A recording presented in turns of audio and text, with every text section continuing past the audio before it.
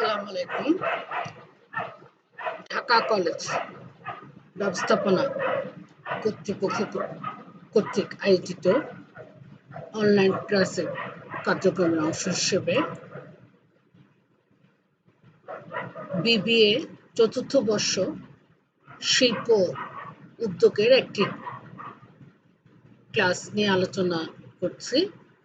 তোমাদের সঙ্গে আছি আমি সাবিনা তাসমিন, সহকারী অধ্যাপক, ব্যবস্থাপনা বিভাগ, ঢাকা কলেজ। আজ আমরা পড়ব অধ্যায় ৫ সৃজনশীলতা ও বাজারজাতকরণের ধরন। গত ক্লাসে আমরা এ নিয়ে খানিকটা আলোচনা করেছিলাম।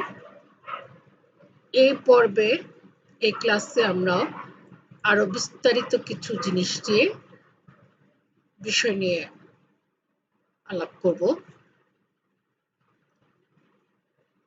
সৃজনশীলতার একটি ধাপ হচ্ছে নতুন পণ্য, যেটা আমরা গত ক্লাসে বলেছিলাম।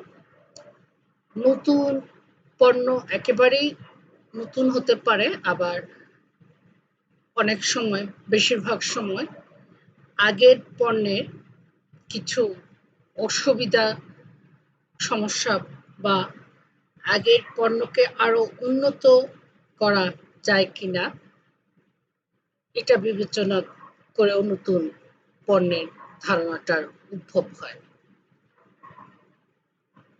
কিন্তু দেখা যায় যে নতুন পণ্য উন্নয়নে কিছু বাধা, সমস্যা থাকে। সেই সমস্যার পয়েন্টগুলোই আজকে আমরা দেখব। প্রথমে লেখা আছে কার্যকর ধারণার অভাব, খণ্ডিত বাজার, সামাজিক ও রাষ্ট্রীয় বাধা, অধিক ব্যয়, মূলধনের স্বল্পতা, সময়ের স্বল্পতা, অনুকরণ প্রবণতা। নতুন পণ্য উন্নয়নে বা ডেভেলপমেন্টে প্রথমে আমরা যেটা বলেছি যে কার্যকর ধারণার অভাব। এই ধারণা এখানে খুব ইম্পর্টেন্ট একটা ব্যাপার, যে কোনো জায়গায় আমাদের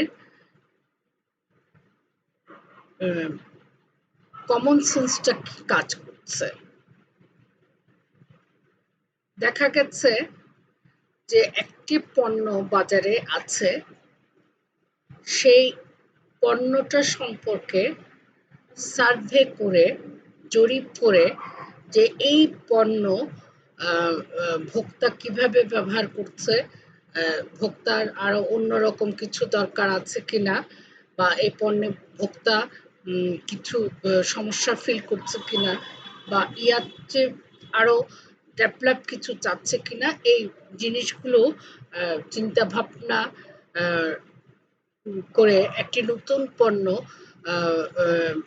তৈরি করা, বাজারে প্রচলন করার, এটার ধারণার অভাব থাকতে পারে উদ্যোক্তার। যেহেতু এক সময় মানুষ, একজন উদ্যোক্তা সাধারণত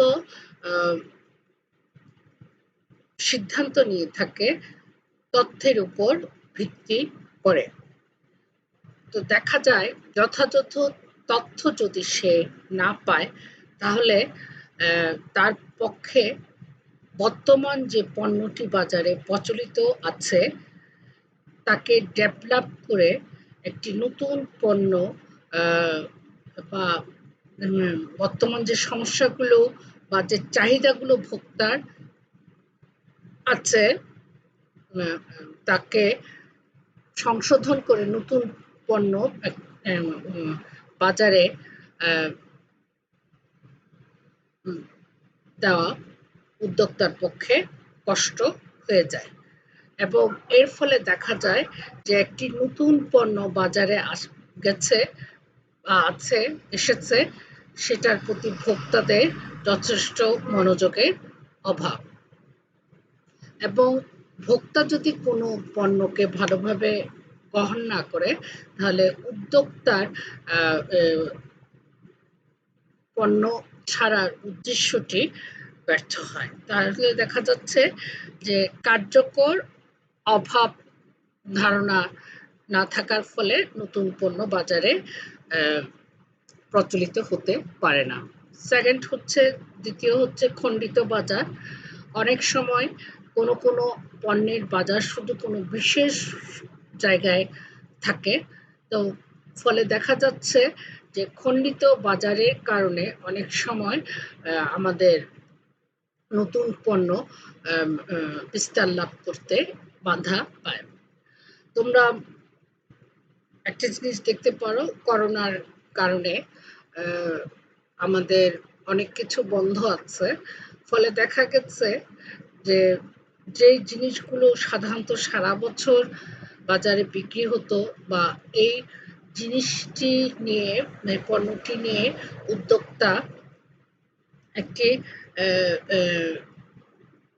চিন্তা ভাবনা করতে পারতো, কিন্তু করোনার কারণে দেখা যাচ্ছে করতে পারছে না। তার মানে কি বাজারটা ছোট হয়ে আসছে।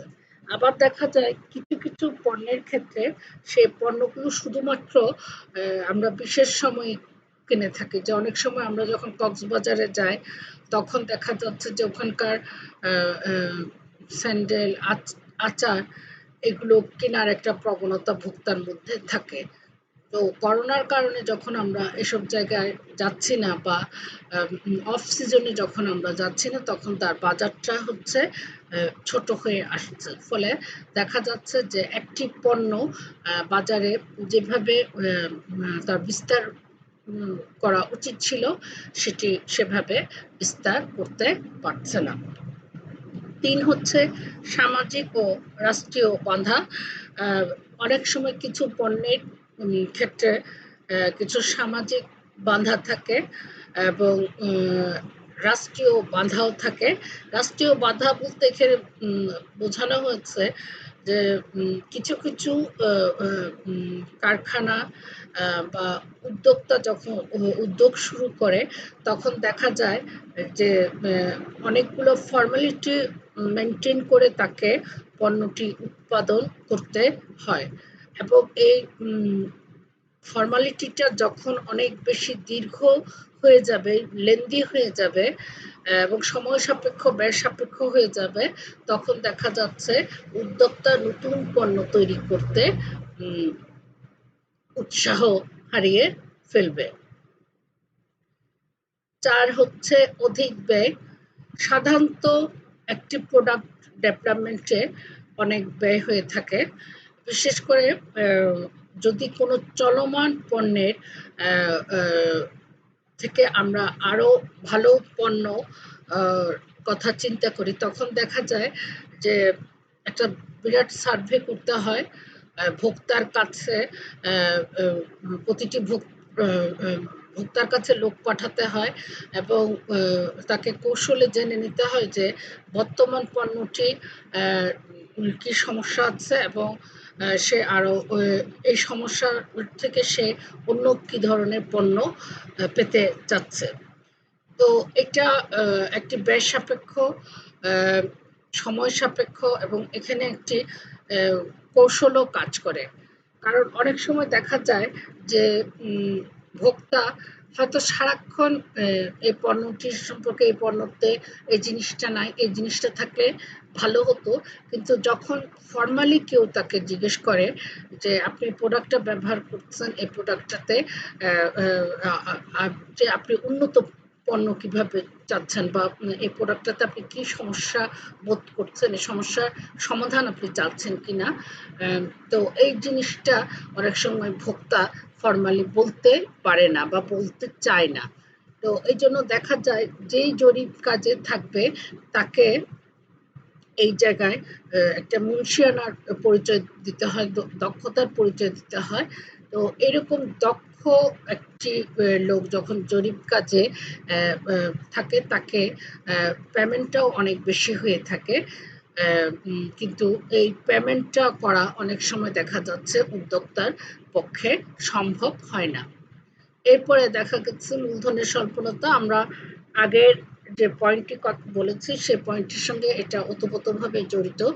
যখনই আমাদের ব্যয় বেশি হবে তখনই দেখা যাবে যে আমাদের মূলধন অতটা আছে কিনা। তো দেখা যাচ্ছে যে উদ্যোক্তা সাধারণত অতটা মূলধন দিয়ে সমৃদ্ধ থাকে না, এবং ব্যাংক বা অন্য যে প্রতিষ্ঠান আছে যেখান থেকে তারা মূলধন নিতে পারে, সেখানেও যথেষ্ট দীর্ঘসূত্রতার কারণে তাদের পক্ষে মূলধনের যোগান দেওয়া সম্ভব হয় না। ফলে দেখা যাচ্ছে যে মূলধনের স্বল্পতা থাকে, এবং মূলধনের স্বল্পতা থাকলে উদ্যোক্তার পক্ষে একটি নতুন পণ্য বাজারজাতকরণ বাজারে ছাড়া সম্ভব হয় না।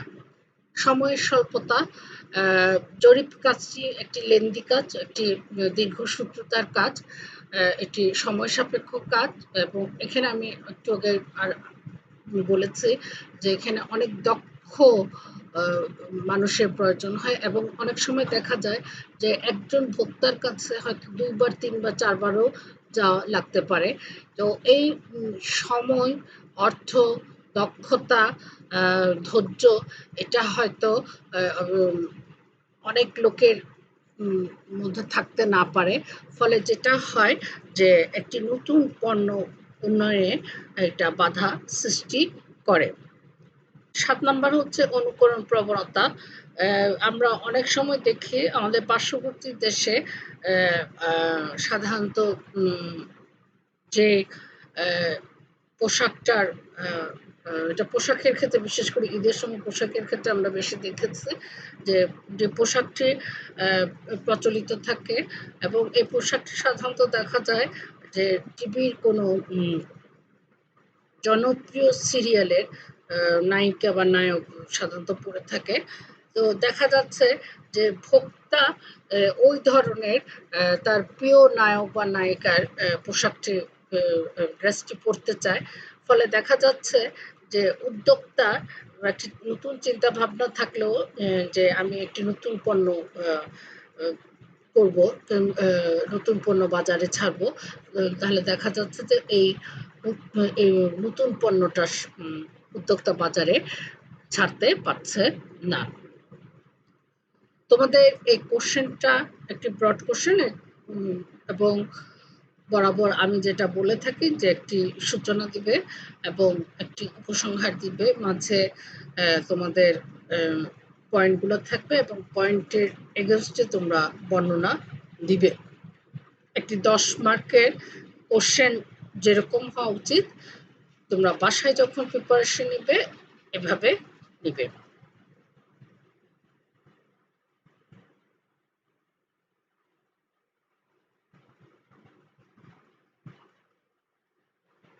এখন আমরা দেখব নতুন পণ্য উন্নয়ন প্রক্রিয়া।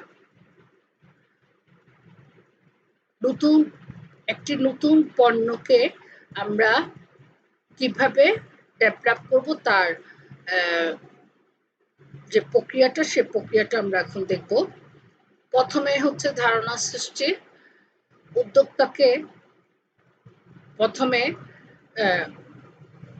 ধারণা সৃষ্টি করতে হবে, অর্থাৎ উদ্যোক্তাকে প্রথমেই ডিসিশন নিতে হবে সে কি প্রোডাক্টটা বাজারে ছাড়তে চাচ্ছে, এবং এই প্রোডাক্টটা সম্পর্কে তাকে ভালোভাবে পড়াশোনা করে ধারণাটা নিতে হবে, এবং এখানে জরিপ কার্যটা থাকবে, ফিল্ড ওয়ার্কটা থাকবে, এবং এই ফিল্ড ওয়ার্কের মাধ্যমে কিন্তু উদ্যোক্তা ধারণাটা সৃষ্টি হবে, এবং এর জন্য উনি একটি নির্দিষ্ট এলাকা বেছে নিতে পারে, এবং ওই এলাকার লোক, ওই এলাকার যে বাসিন্দা আছে তাদের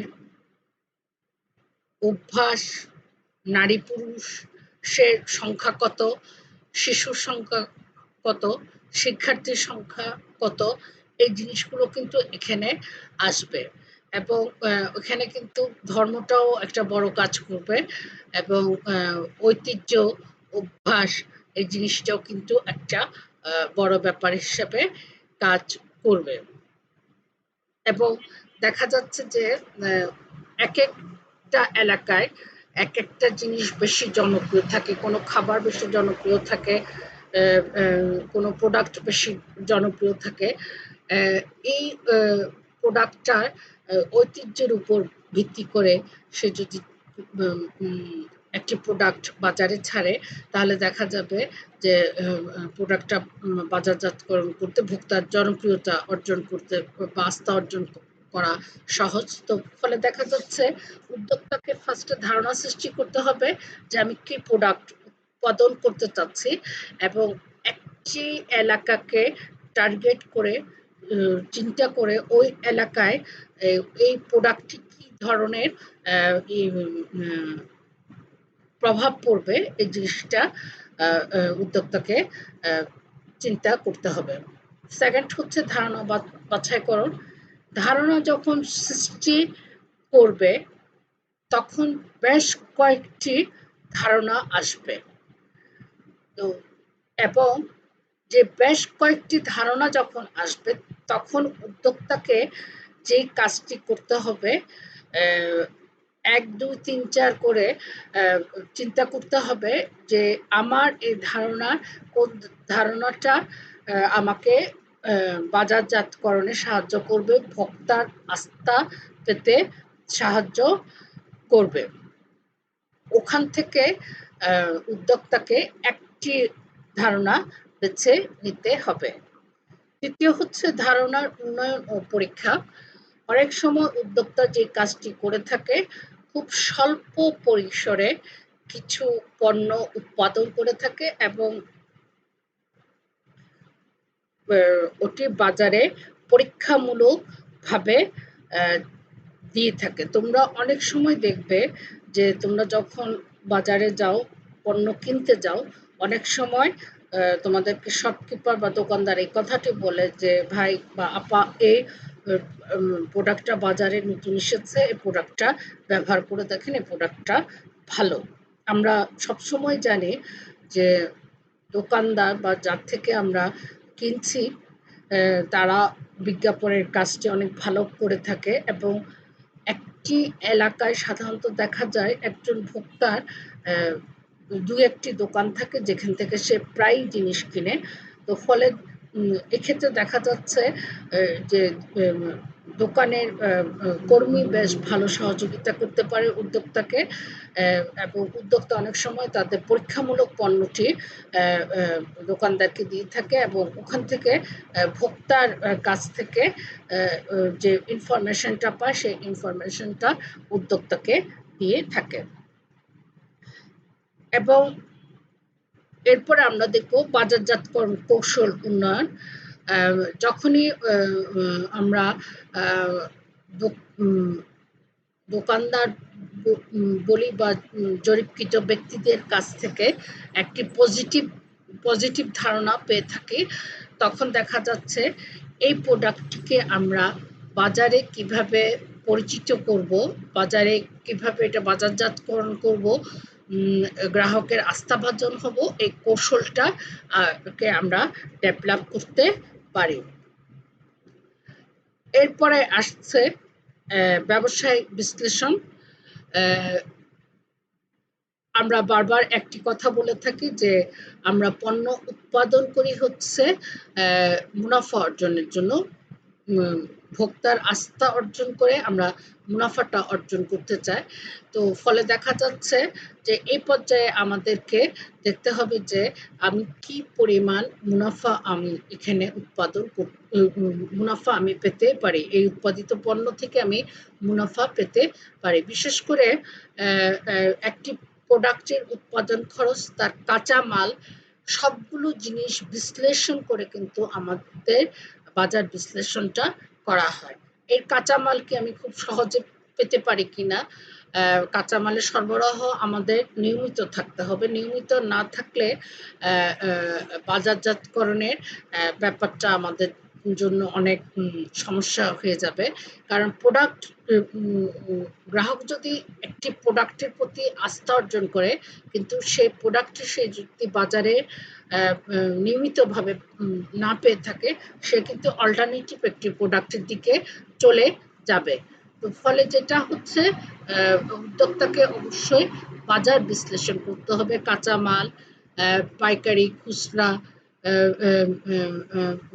বন্টন প্রণালীতে, প্লাস হচ্ছে আমার শ্রমিক, কারখানার যন্ত্রপাতি, সবগুলো দিক বিবেচনা করে আমি প্রোডাক্টটার নিয়মিত সরবরাহ বাজারে রাখতে পারবো কিনা। এরপরে হচ্ছে পণ্য উন্নয়ন। বাজার বিশ্লেষণ করে, ব্যবসায় বিশ্লেষণ করে উদ্যোক্তা যখন দেখা যাচ্ছে যে ডেভেলপমেন্ট করতে পারে একটি পণ্যকে, তখন সেই পণ্যটি বাজারে ছাড়ার সিদ্ধান্ত নেবে এবং পণ্যটির উৎপাদন প্রক্রিয়াটি শুরু করে দিবে। এরপরে পয়েন্টটা আমরা দেখতে পাচ্ছি, বাজার যাচাই করবে। আমরা জানি একটি প্রোডাক্টে আমাদের মৌলিক পণ্য ছাড়া অন্য প্রোডাক্টে, বিশেষ করে ফ্যাশনেবল গুডসে আমরা দেখি যে খুব তাড়াতাড়ি অন্য প্রতিযোগী আমাদের চলে আসে। এজন্য দেখা যাচ্ছে যে বাজার যাচাই করাটাও, ফাইনালি বাজার যাচাই করা, চূড়ান্তভাবে বাজার যাচাই করাটাও অনেক ইম্পর্টেন্ট। লাস্টে হচ্ছে বাণিজ্যিকরণ, অর্থাৎ আমি উদ্যোক্তা চূড়ান্তভাবে সিদ্ধান্ত নিয়েছে এই পণ্যটি সে উৎপাদন করবে এবং বাজারজাত করবে, এবং এই পণ্যটি সে ভোক্তাদের আস্থাভাজন হওয়ার জন্য দীর্ঘমেয়াদী একটি পরিকল্পনা নিয়ে বাজারজাতকরণের ব্যবস্থা করবে। তোমাদের এই কোশ্চেনটিও একটি ব্রড কোশ্চেন, অবভিয়াসলি একটি সূচনা দিবে, উপসংহার দিবে এবং মাঝে এই পয়েন্টগুলো দিতে হবে। এবং এই পয়েন্টগুলোর একটি ব্যাপার হচ্ছে, এই পয়েন্টগুলো ধারাবাহিকভাবে দিতে হবে, আগে পিছে করলে হবে না, ধারাবাহিকভাবে দিতে হবে। এ পর্যায়ে আমরা তোমাদের কিছু ছোট ছোট ডেফিনিশন আছে যেগুলো আমাদের প্রায় বড় কোশ্চেনের সঙ্গে জুড়ে দেওয়া হয়, এবং আরো বেশি ইম্পর্টেন্ট হলো এই ব্যাপারগুলো তোমাদের মৌখিক পরীক্ষার সময় জিজ্ঞেস করা হয়। আমরা এর ধরনের কয়েকটি ডেফিনিশন আজকে দেখব। একটি হচ্ছে রাউটিং। উৎপাদন পর্যায়ে কাঁচামাল থেকে প্রক্রিয়াজাত পণ্যে রূপান্তর করতে একটি পণ্য যে পথ অনুসরণ করে তার পথ নির্দেশনা প্রস্তুত করাই রাউটিং। একটি পণ্য আমি যখন উৎপাদন করব এবং সেটিকে একটি কাঁচা মালকে আমরা যখন চূড়ান্ত পণ্যে, ভোক্তার ব্যবহার উপযোগী চূড়ান্ত পণ্যে তৈরি করব, তখন দেখা যাচ্ছে যে ধাপগুলো আছে, সে ধাপগুলো কিন্তু একজন উদ্যোক্তাকে জানতে হবে। কারণ প্রতিটি ধাপে দেখা যাচ্ছে আমাদের কাঁচামাল, অর্থ, শ্রমিক, গ্যাস, পানি, বিদ্যুৎ, এগুলোর দরকার আছে, এবং এই প্রতিটি জায়গায় অর্থের ব্যাপার আছে, সময়ের ব্যাপার আছে, প্রশিক্ষণের ব্যাপার আছে। তো এই প্রত্যেকটা জিনিস ঠিক রাখা, এটা হচ্ছে যে প্রক্রিয়াটা, এই প্রক্রিয়াটাকে আমরা বলছি রাউটিং। এবং এই জিনিসটা কিন্তু উদ্যোক্তার জানা খুব প্রয়োজন যে আমার কয়টি ধাপ আছে। একটি কাঁচামালকে আমরা যখন ফুল প্রোডাক্টে তৈরি করে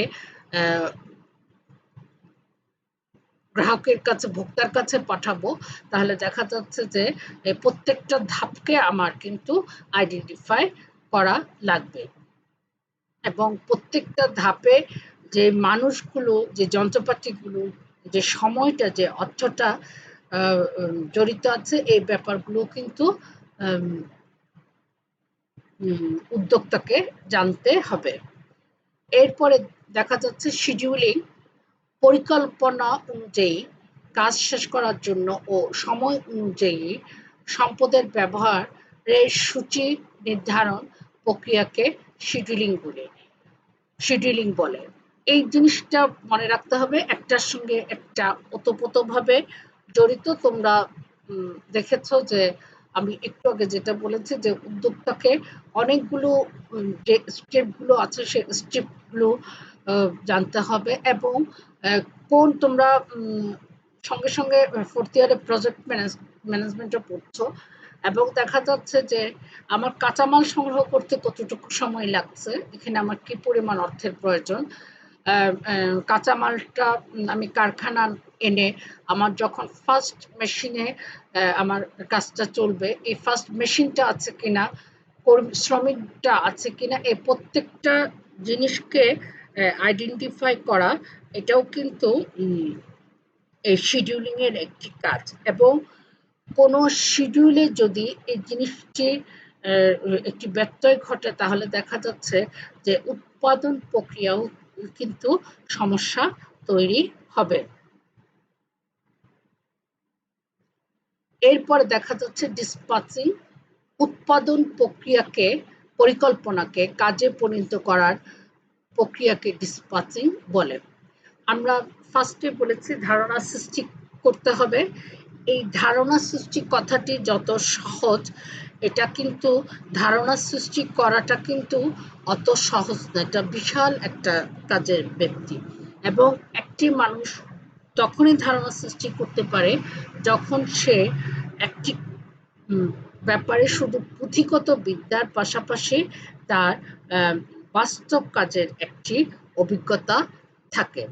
আমরা এই যে উদ্যোক্তা সম্পর্কে আমরা কাগজে কলমে যা পড়ছি, তোমাদেরকে যদি আমরা একটি সার্ভেতে পাঠাতে পারতাম বা কোনো একটি উদ্যোক্তার কাজের সঙ্গে জড়িত করতে পারতাম, তাহলে তোমরা বুঝতে পারতে, হাতে কলমে কাজ করে বুঝতে পারতে যে পরিকল্পনা করা এবং এই পরিকল্পনাকে বাস্তবে পরিণত করা, এই কাজটি কিন্তু খুব সহজ একটি কাজ না, বেশ জটিল একটি কাজ।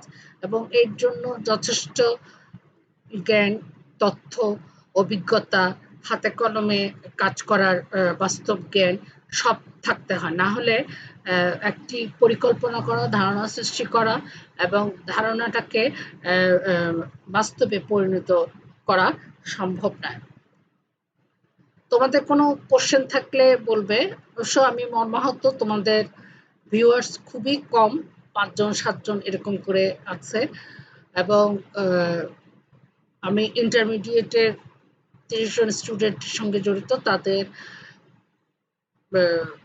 একটি তথ্য তাদের মাথায় একদম ঢুকে গেছে যে অটো পাস হয়ে যাবে। অ্যাকচুয়ালি অটো পাস হওয়ার কোনো সম্ভাবনা নাই। আমাদের করোনা পরিস্থিতি ভালো হলে আমরা ক্লাস ফিরে যাব, পরীক্ষা না হবে। তো অতএব চেষ্টা করবে ক্লাসগুলো করতে, কোনো কোশ্চেন থাকলে জানাতে, এবং খুব শিগগিরই আমরা ক্লাসে ফিরে আসবো আশা করছি। তোমরা আল্লাহর রহমতে সবাই ভালো থাকবে, বাসায় পড়াশোনা করবে, মাকে ঘরের কাজে সাহায্য করবে। মাকে ঘরের কাজে সাহায্য করা প্রগতিশীল মানুষের লক্ষণ। তোমাদের সবাইকে ধন্যবাদ।